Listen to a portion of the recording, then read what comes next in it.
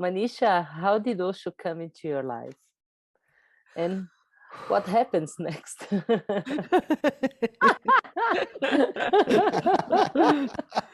It was a very mysterious happening.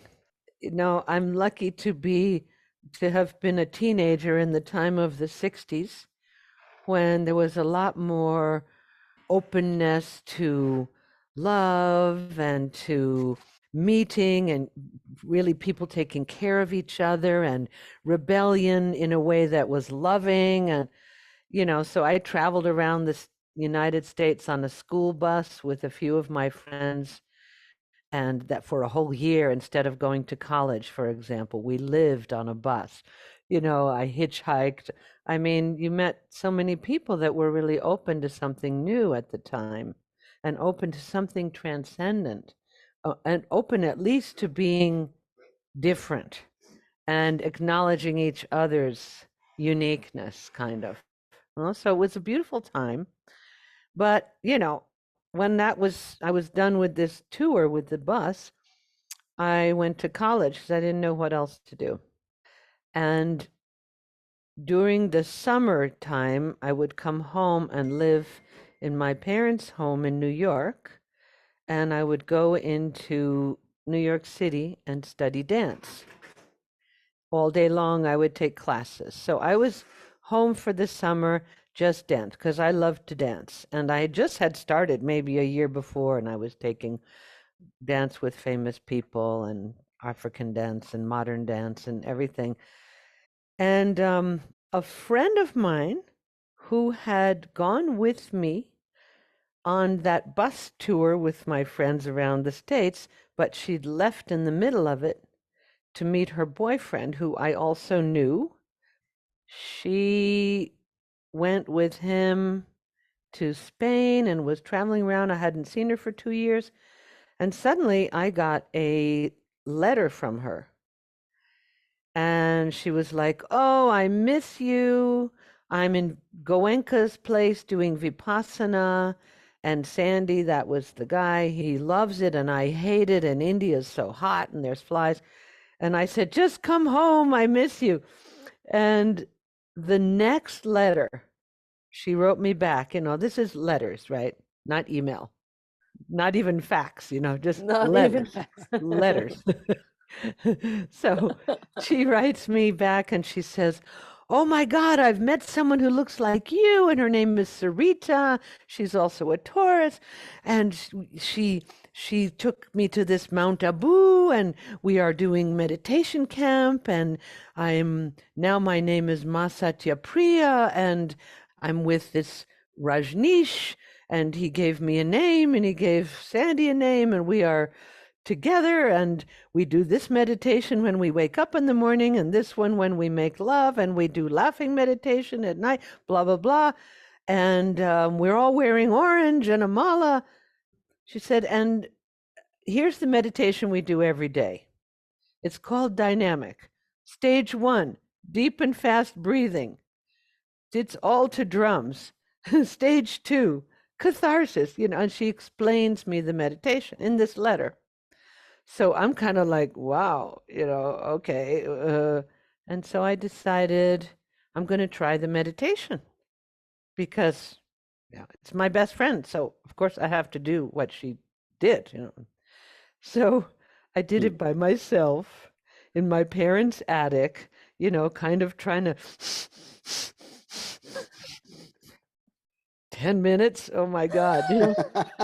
Without music, No without song. music, no music, nobody else there. I scream into a pillow, because the neighbors will hear and so on.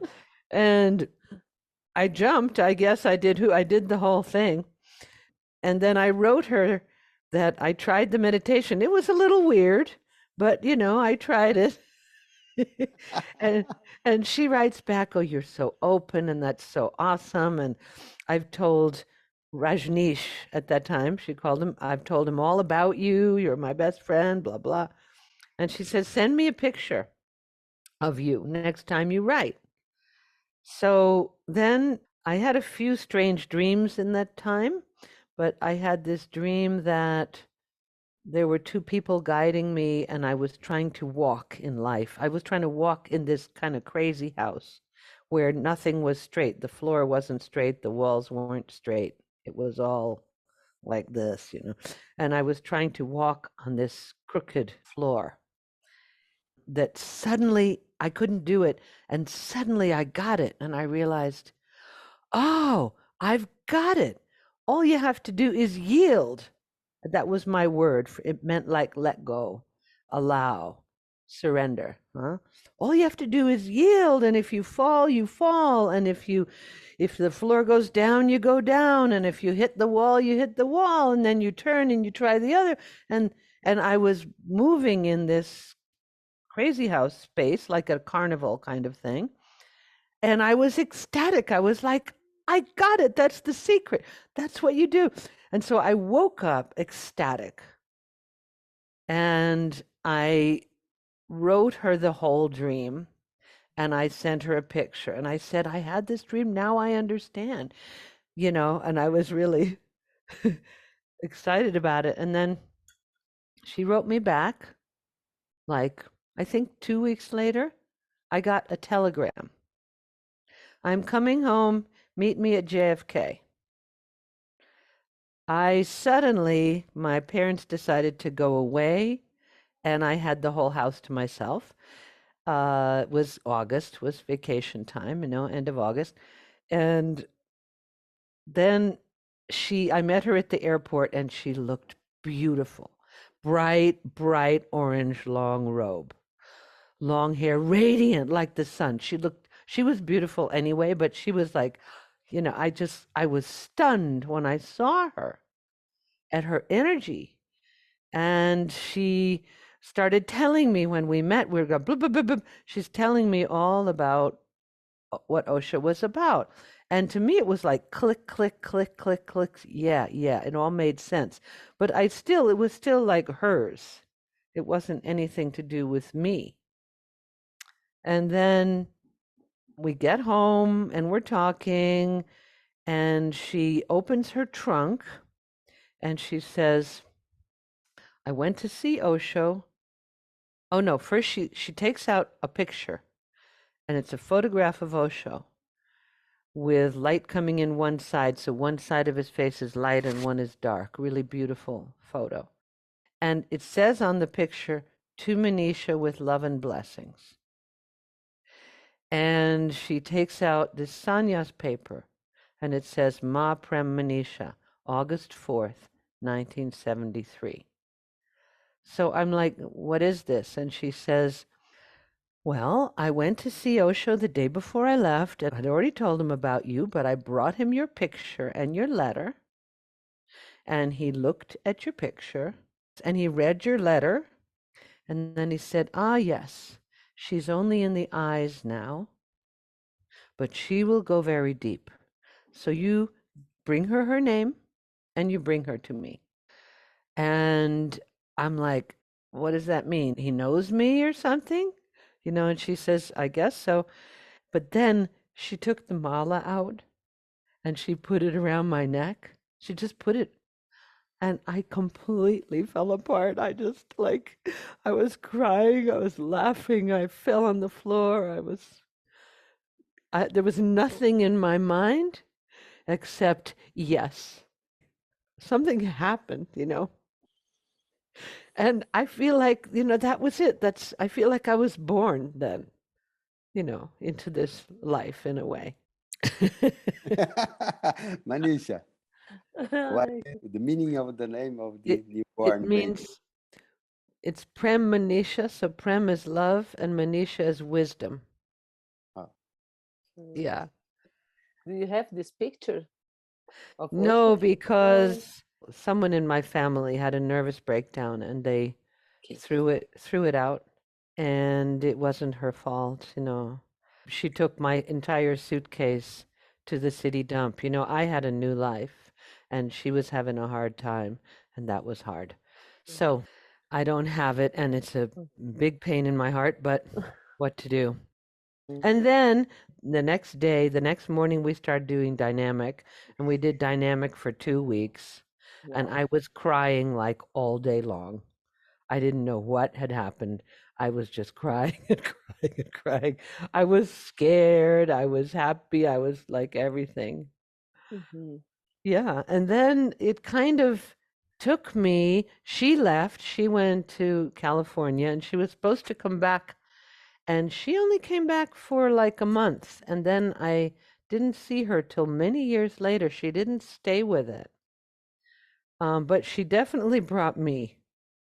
So I was in college then, another year. Things started happening in my life, things started changing, relationships, weird out of body experience I had once. Well, all kind of strange stuff was happening. And then I left college and I moved to Chicago with a boyfriend. And in that period, there was one little Osho center in Chicago. So I would go and do meditations there. I did them in college, but like with one friend once a week in the gym or something. There was nobody where I went to college. So in Chicago, I would go to this center. And then one night came home from India, these two guys. And so the person in the center wrote me that how did we communicate? I guess she called me. She called me on the phone and said, there's a couple of guys are just back from Pune. We're going to do dynamic this afternoon. Do you want to come? And I was like, sure. So I went, and it was two African American guys, really juicy, good looking guys, and they're like, whoa, Maneesha, girl, that's a cool name. Wow. And they had been in India for 6 months with Osho. Mm. And one of them I know is still around. His name is Swami Bodhisattva. He was a fireman. Swami Bodhisattva and Swami Krishna Govinda. And I'm telling this about, first of all, they were amazing. And they were also like radiant like that. During that dynamic, it was like you put a match to me.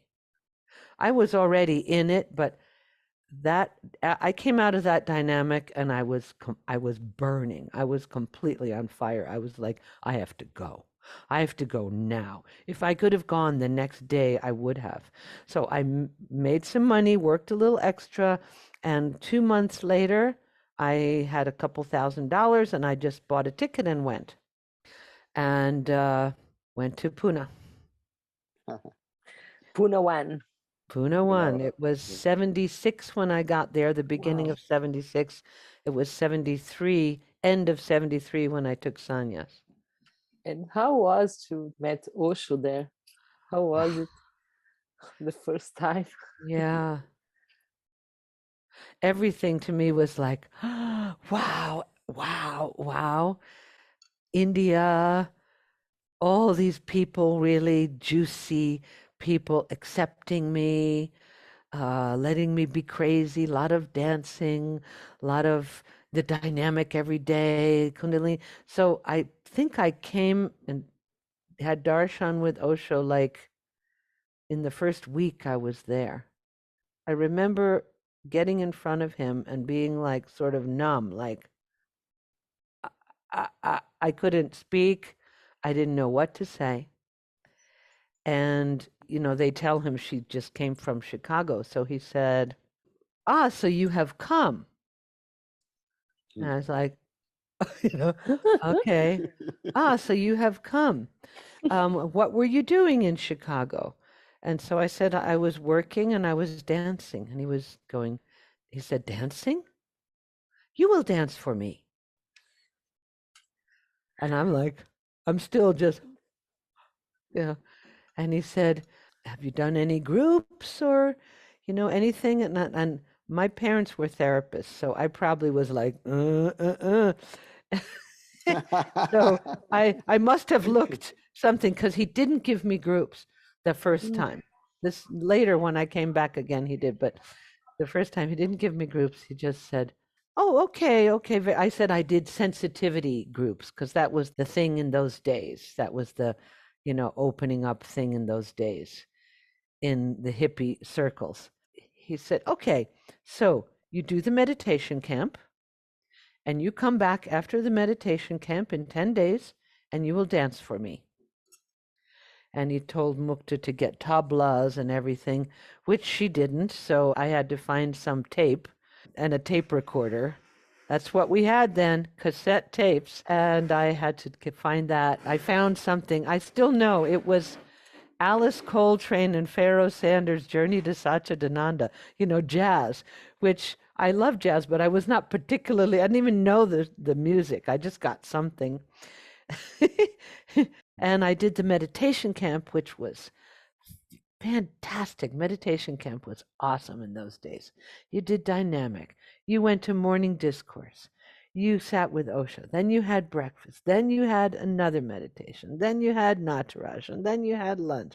And then you had listening to Osho tape discourse. And then you had Kundalini. And then you had dinner. And then you had Osho Darshan or Dance and Mood Buddha Hall music group. It was like, or an evening meditation like Guri Shankar or what's the other, whirling or whatever. We would do an evening meditation. That was 10 days.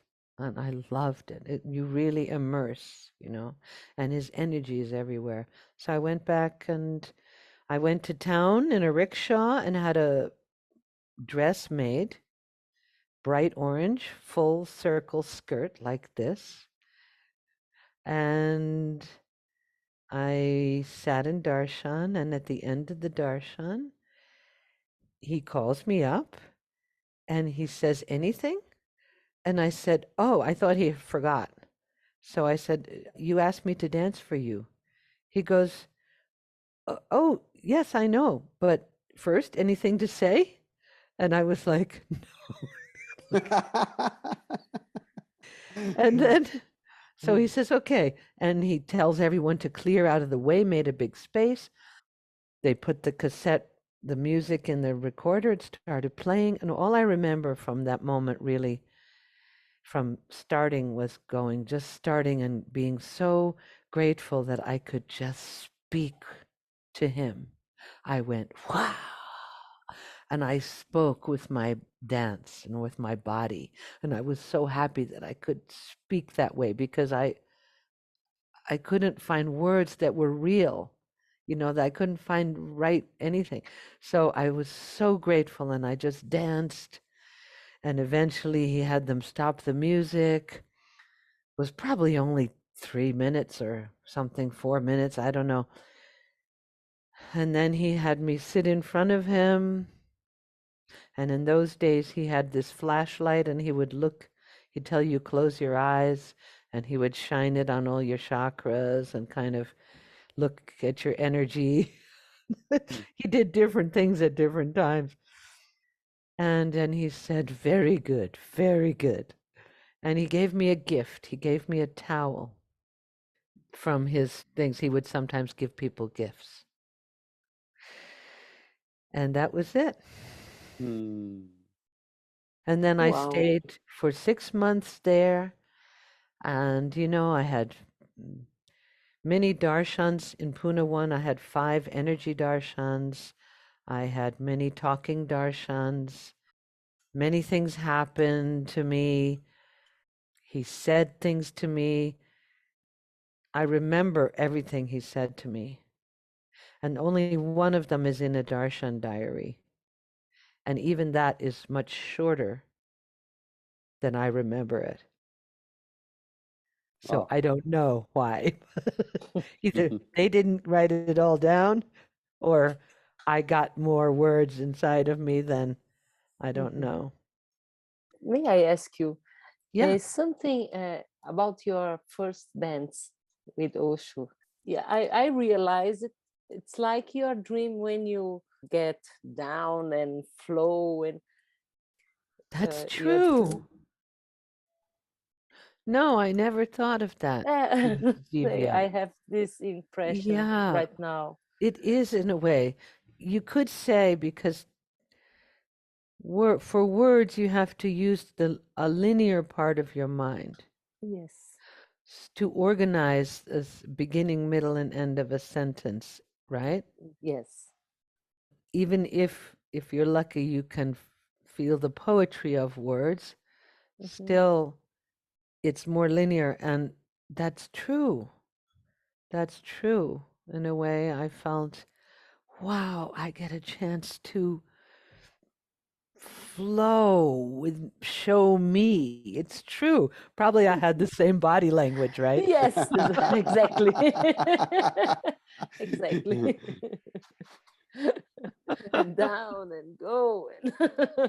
It's true. It's true. Yeah, what a beautiful insight, Divya. Thank you. You're Yeah. great. Pune one, I'm very, very grateful that I could be there because it was like you are with kind of a family, but everyone's alone, like now, like our journey. You know? You're with kind of a family, but the family is connected through not through conditioning and not through blood even and not through the social idea of what the family is and not through shoulds and shouldn'ts and your country and your it was a family of people that were connected through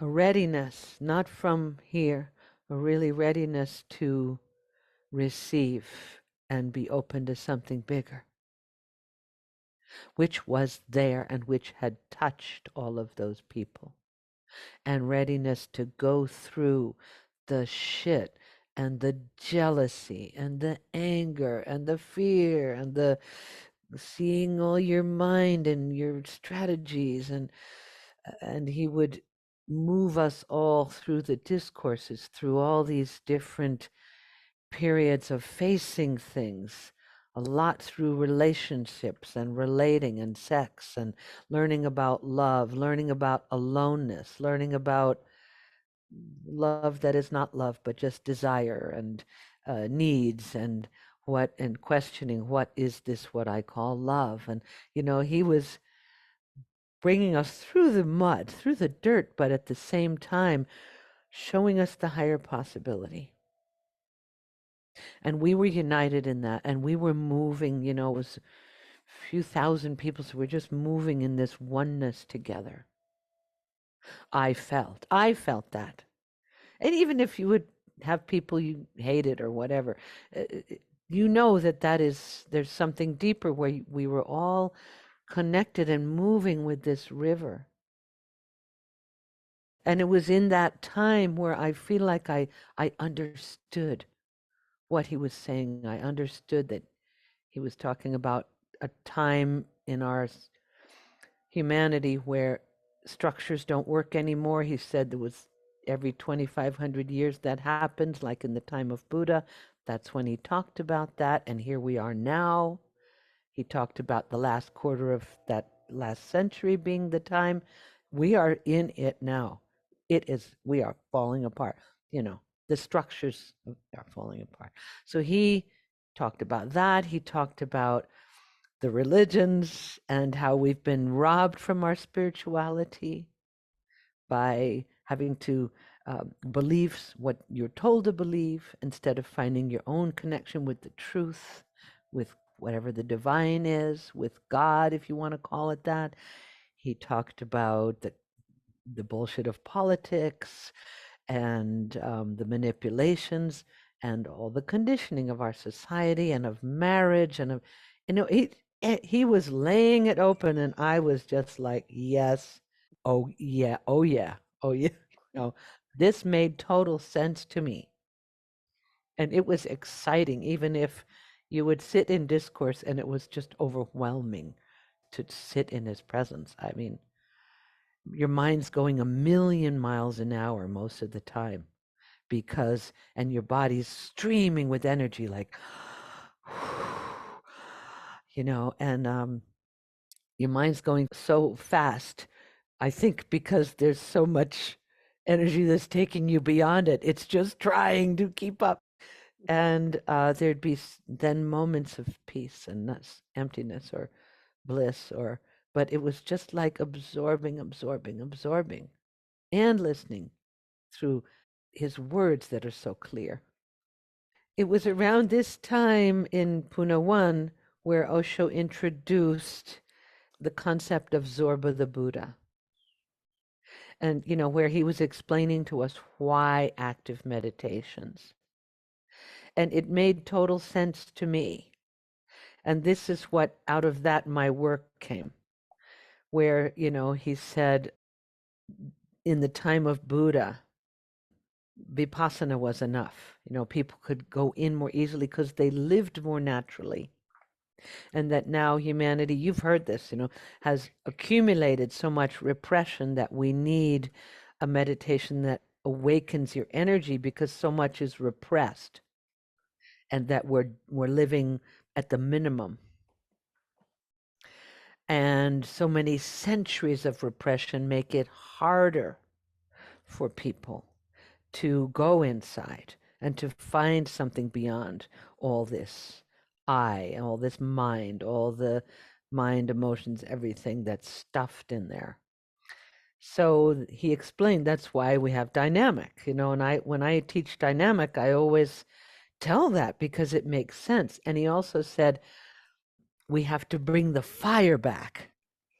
There's one quote in a Kabir discourse where he says, you're miserable because you're living in the minimum. Down the centuries, the fire has been destroyed. The fire has to be rekindled. Then I would go to dynamic like, okay, that's why we have to breathe like that. That's why we have to move our bodies. That's why we have to awaken that fire again that wants to go beyond, wants to transform. So for me, when he talked about this, and plus I was a dancer, so I dropped all technique and idea of performing or anything. I just was dancing as much as I could in every meditation, every night in Buddha Hall, the music group. And so at that time, I started feeling something that I understood in my body. And then I was asked by the theater group to do the choreography. They were doing a Midsummer Night's Dream. So I was asked to do the choreography for the fairies, and I did. And then I was asked to work with the actors because they were British actors, really great people, but that they were all up and their shoulders were like this, and to get them down in their bodies. They asked me to work with them. That's when it happened. I started doing these little classes with them before the rehearsal, and I felt something happen in me. And I felt I knew how to transmit and how to bring them into energy, I just knew something. And it was out of that was like, I felt it was Osho. I felt he had given me something. Or I got his Zorba the Buddha that way, and that's how it worked in me. But that's how it started. That's how I started having this thing inside that I wanted to do and wanted to expand and wanted to share. And yeah.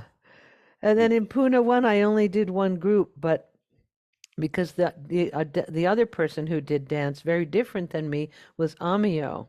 And Amiyo, who now does Gurdjieff dances, and she's beautiful, and she was the main one who did groups. One time I substituted for her, but it didn't come to me for a while, and I started doing it later in Pune 2. But anyway, that was Pune 1, and I could tell you what he said to me. I could tell you stories about what happened. Go on. If we want to go to the ranch in Pune 2, one thing I really remember from that time, I mean, he said different things in different darshans to me, but the one time I wrote him because I had to renew my visa. I'd been there for 3 months, and I missed my boyfriend at home. Kind of, not really. I didn't really miss him very much, but I was all this romantic girl, so I was like, what about my boyfriend? Should I go home and be with him, or should I stay? And I wrote him a letter, and then I went to Darshan, and it was my birthday, April 26th. And I remember getting into the line of the darshan and having a fever. I started burning. I go into the darshan. Right before me was Viresh, and he was leaving, and Asha, and they were both leaving. And I get up there, and he goes, "So, you're leaving too? You are leaving too?" And I looked at him, and I went like, "Actually, no." Wonderful. Eh, When I look into it, I'm not really ready to go. And he said, "Good, because I wouldn't have told you what to do, because when you tell someone what to do, their mind goes the other way and rebels." And he'd sold some story about that. And then he said, "So I'm glad you're not going because you're not ready to go." And he said, "You have been avoiding a few things. So you just go into them." I felt like a truck hit me. It was like, bung on my head. I was like, it was the first time he had hit me. You were avoiding. It wasn't even like a hit. It was so gentle. It was just like, you have been avoiding a few things. So you just go into them. It was like, oh. And the next day I was so sick and went to the doctor. And long story short, from going to lines of hundreds of people in India and getting the wrong medicine and vomiting, and to finally finding some doctor who goes, "Madam, you have jaundice." I had hepatitis. Wow. So I was so totally sick for a week, and then another 6 weeks, I was oh, flat. Energy could not move in my little flat in Boone Garden Road. Couldn't go to the ashram. Couldn't even crawl to the bathroom. That's hepatitis. You have zero energy. You can't even barely can drag yourself to the bathroom. So I stayed in bed and looked at the ceiling fan and wondered, maybe this is watching. Wonder what watching really means. I think this is watching. maybe. I was with my own, stuff, and people would occasionally come and visit and bring me some food. So that was great. But then at the end of my 6 months, I did have to go because no more visa. And I came back like a year later. A lot of things happened. And I stayed for the next 5 years. I stayed till 80 when I left Pune 1 the day after Osho on the same flight. Wow. And Wow. I remembered I said, I have to go. And I asked his permission. I said, my visa's up and I want to see, I'm just going to go for 2 weeks. And so Lakshmi called me and she says, Osho says, very good, but you stay for a few months. And I was like, no, I want to come back immediately. I'm coming back in 2 weeks. And she said, yes, yes, but he says stay for a few months. And I was like, no, Lakshmi, I'm coming right back. I don't want to be there. I want to be here. I'm coming right back. She says, stay for a few weeks, a few months. And like this went back and forth for a while. And then I didn't know. I was freaked out. I didn't want to. Why did he tell me that? And da, da, da. And then it turned out that he left the day before me on the same flight and went to America. Wow. Wow. So, There you go. yeah. And I went and lived when I got there, wandered around. I was not invited to the castle where he was. New I went, Jersey. yeah, New Jersey, but I was in New York, but I couldn't go there. Some people just went and showed up.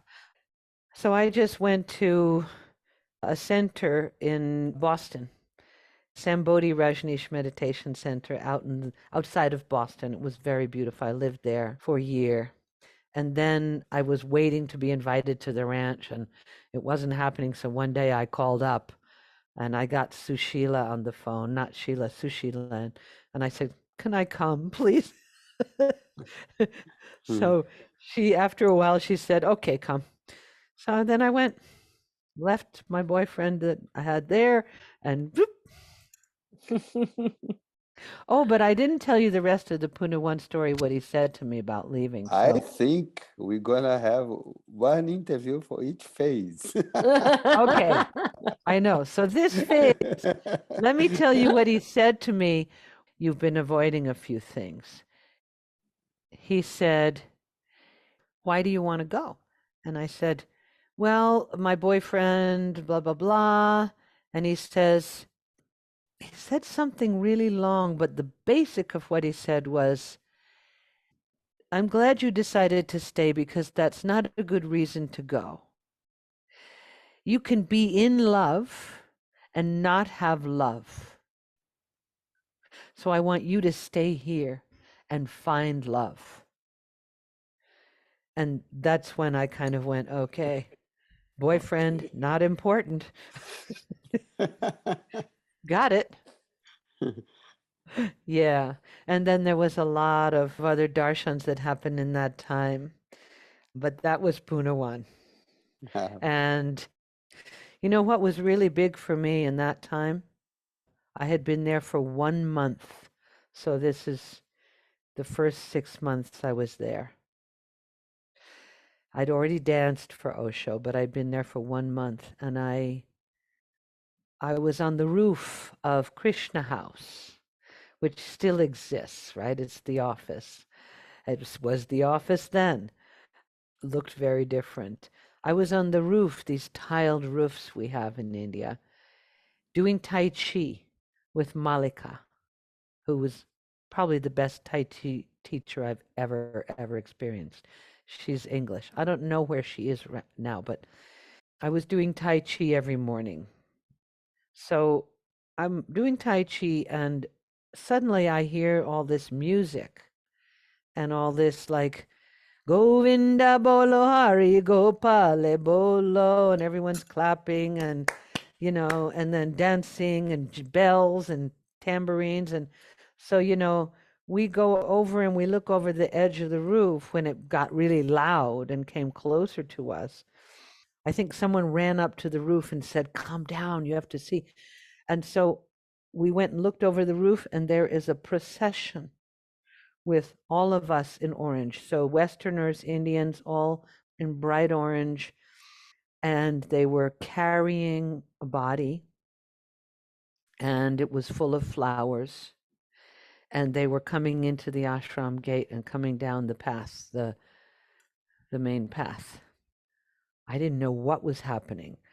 And it was scary. And I asked somebody, and they said, "That's Vipassana. Vipassana died." And Vipassana was a Dutch woman, the twin sister of Viyogi, who's, I think he also left the body recently, or he was ill, or something happened to him. Anyway, Viyogi, beautiful man. And everybody loved her. She played guitar. I didn't know her that well because I hadn't been there that long, but she was in the hospital. And this is all in the discourses, what he said to her, and people asking him about her, and him explaining how he was keeping her there only long enough that they could make a connection so she could leave the body, and all that, is all in the discourses. So, but I go down, and I was terrified. No, I was 22 years old. I was, and everything was wonderful. But these weird, people are dancing and crazy and wild, and somebody's dead, and there's flower. What is this? And so they suddenly sent a message to everybody that they were to go home and shower and come to Buddha Hall immediately. 10:30 in the morning. Be there. I ran home. I was living on the ashram main street at the time, at the corner. Ran and showered, barely made it back, just back in time, and went into Buddha Hall. And that's when he gave the transmission about death and celebrating death. I still Wow. remember. I feel so lucky. You know, I feel so grateful that I was there, that I got to hear that and feel him transmitting that. He just explained how he'd been with Vipassana, in tune with her, and and she had something with her breathing center, and it was time for her to go. And when he knew that she was ready and she'd gotten the transmission, they took her off the life support. He said to the family, "It's okay now." They took her off the life support. And so he explained how there is no death, which, of course, the mind can't comprehend, huh? Because the mind is I am the mind. So it was a big feeling and a big energy when he was explaining it that I feel something came to me. He said, when a person leaves the body, we have to help them. They don't know yet that they're really gone out of that body. And they are not gone. They are here, but they're not in that body anymore. So he explained we have to celebrate, because death is not something miserable. Death is just a transition to some other adventure. And yes, you've let go of your body, but it's a celebration. You're moving on in consciousness. You're moving higher. You're moving. That's all of our potential. That's why we're here. We're here to grow in consciousness. And I always feel like I say in my groups, like, we're growing. Like it or not, you're growing. That's what human beings do. You can complain about it and fight with it, but like it or not, that's what we do. We're growing like a plant, like any being in this nature. And so I remember feeling that then, like, oh, yeah, this is just going without me doing anything about it. You can read that discourse, but he said, so celebrate, dance with Vipassana, help her to leave. And if you cry, your tears are not for her, they're for yourself, for your sadness, for your clinging, for your fear, for you, they're for you. They're not for the person, because the person is in joy and bliss and they are moving onward. And let your tears be tears of gratitude and celebration. And then we all, and he spoke a lot about this. I mean, it's a whole discourse. He said, so go with her, take her to the burning ghats. And so we all left Buddha Hall and went down the path, and they took the body, singing, dancing. He said, go. And we all walked to the burning ghats behind her, singing with all the Indian musicians and, singing and dancing and crying and afraid and just giving it all to the fire. And we just danced all night and while she burned. And I feel so lucky that I was there when he gave all of us this transmission about death. He didn't just say some words in a discourse. When someone died, he took us through it. Wow. It was just, and I don't know, I have fear of death. I have more fear of losing people I love, I think, but I have fear of it, of course. I don't know if I'll be able to relax and let go when I'm at my end. I don't know, but I feel like I hope that which I understood then can stay with me. It will stay. I With you. anyway, it's I feel like it's in his hands, which is however close I've managed to come and dissolve into inside. We are moving the way of the white clouds. Cloud, we are moving the way of the white cloud. We are moving the way of the white cloud home to you. I read that book, I think, while I didn't really read. I'd read a few pages and then put it down, but and then read somewhere else. But I read into Way of the White Cloud when I had hepatitis, when I was alone there. Wow. Yeah, and so then also Pune 1 was Vimalkirti, where he showed us again Yeah, Prince, the Prince, yeah. The prince, Turia's husband, the Mm, Prince of Hanover. What a beautiful man. I've read things that he wrote that really touched me, mm, where he wrote about, before he died, about how the suffering of his mind, how he could feel how cruel he is to himself. That really touched me. At the time, I didn't recognize the mind can be cruel to us, or we can be cruel to ourselves through mm, what we've absorbed in our mind. mm. But when I read it later, years later, I went, whoa, wow. So he was really looking before his death. Yeah, I remember that. And his father, when his father died, maybe that was Puna too. Now I don't remember. But I I don't remember too. I remember just to I used to work in Bodhidharma. We are in Pune too, yeah. Now we go back to Pune one, but I remember Osho's father Tom was in a garden. There was a bamboo garden around. I used to sit there for Vipassana. I loved that place. his father, and Yes, in Pune too. in Pune too. His tomb was there near Oh, his Mariam tomb. Yeah, canteen. yeah. Right. He used to That sit was there. my favorite Vipassana place. Was Yeah. next to. That was a spot. That was a spot. Wow. That Hmm. really was. Yeah. Oh man, so beautiful. You know, so many energy darshans that I know I understand why he stopped doing them because of what he said, but I'm very grateful. You know, the period where he was speaking in the morning, like when I first got there, he was speaking morning and evening. We had a month in Hindi and a month in English. And I used to go to the morning discourse and be so blissed out because you couldn't understand the words.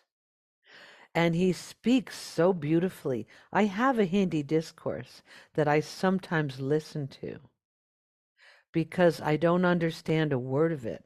And to just listen to his voice and the inflection and the fire and feel the transmission and just him, you know, without my mind even going into any of the meaning is a real gift. And so I feel like that was such a gift when I first got there. Sitting in Changtzu Auditorium, which is now the Samadhi. That's where we had discourse then. We didn't have Buddha Hall until halfway through Pune 1. It was just a dirt thing, and we would do some meditations there. So then we had discourse later in Buddha Hall, but in that time in Changtzu Auditorium, you know, only so many people could fit in, but somehow almost everyone who wanted to go could fit in the beginning. And I remember one morning, this is a really good story.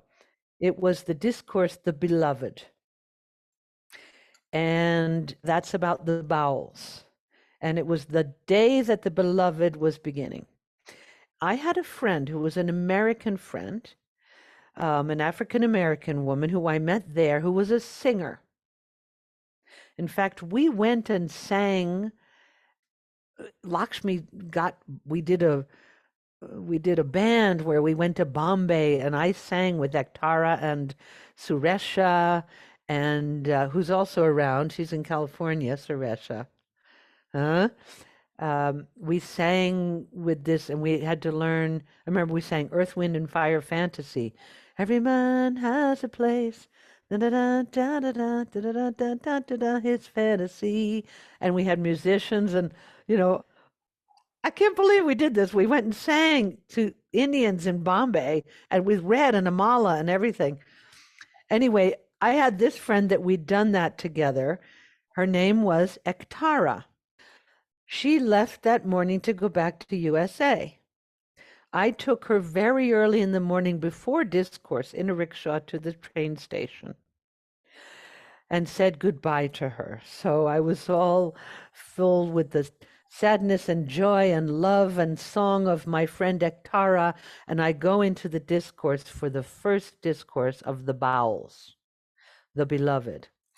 And I'm sitting in the middle towards the back somewhere, and he's talking about the bowels and the essential man and Adharmanus, and how the bowel had a little, all he had that he owned was his ektara, which is the one-stringed instrument, and his duki, which is a little drum that fits on those one-stringed instrument. He's describing how they would go around and just sing because all they were interested in was finding the essence, the essential man. And he would say, he spoke Ektara, which was my friend's name, and she was a singer. And he said, Ektara. And I remember I was like, every word, I was getting so blissed out. I mean, Ektara, he would say, and my friend, and the love, and we sang, and joy, and this joy of singing. And I was just like, oh, and I'm just sitting there with my hands open, just listening. And he's talking about the bowel and the essential man. And I remember, still can't believe this actually happened. So suddenly I was getting so blissed out that I just was like, I couldn't hardly contain it. So I just remember I let my arms go like this. And I was like, just like waving and dancing as he was speaking in Changtzu Auditorium. I couldn't hold it back, so I just was like, and then, of course, I wasn't wild or anything. I was just very soft like this. And then, of course, suddenly there's a few hands on me of the security guards, and they're just, please sit quietly, Ma, And so okay, so I broke that. Okay, boom, put my hands, yes, okay. Put my hands down like a good girl and went back to silence, sitting silently. And he's going on. And I'm looking at him and I'm getting more and more blissed out again. And he started saying, surrender. Surrender is the secret of knowledge. The bee knows, the bee goes for the honey. The bee knows the secret of knowledge. Surrender is the secret. People will think you are crazy. I'm looking at him. I swear he's looking at me and he's going, people will think you are crazy, but it doesn't matter. Surrender is the secret of knowledge. Go like the bee.